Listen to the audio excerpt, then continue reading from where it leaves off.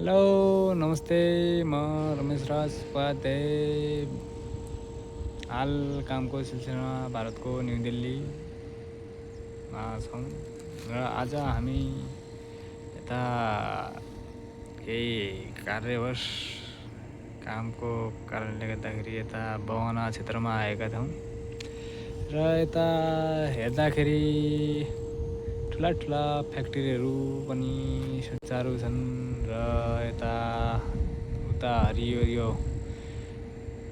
गहुँ उम्रिएको पनि छ। यता धान आदि काटेको छ, आदि काट्नु छ। यता तरकारी लगाउन लागि हो कि या गहुँ बनाउन लागि हो, यता अहिले भर्खर ट्र्याक्टर लगाएर गएको छ होइन। यी जति पनि ठुलाहरू देखिन्छन् यी कम्पनी हुन्। यसरी खेतको बिचमा लगाएका छन् र यहाँको घरको बस्ती भने टाढा छ है। घरको बस्ती नजिकै फ्याक्ट्री छैन, टाढा छ।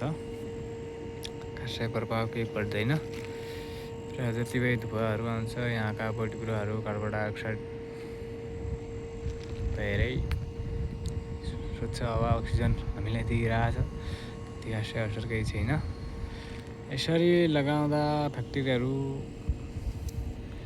एक किसिमको देशलाई आर्थिक सहयोग र बाली नालीलाई पनि एक किसिमको हानि नभएर उर्वरा शक्ति नगुम्ने तरिका हो जो यहाँ हामी देखिरहेछौँ।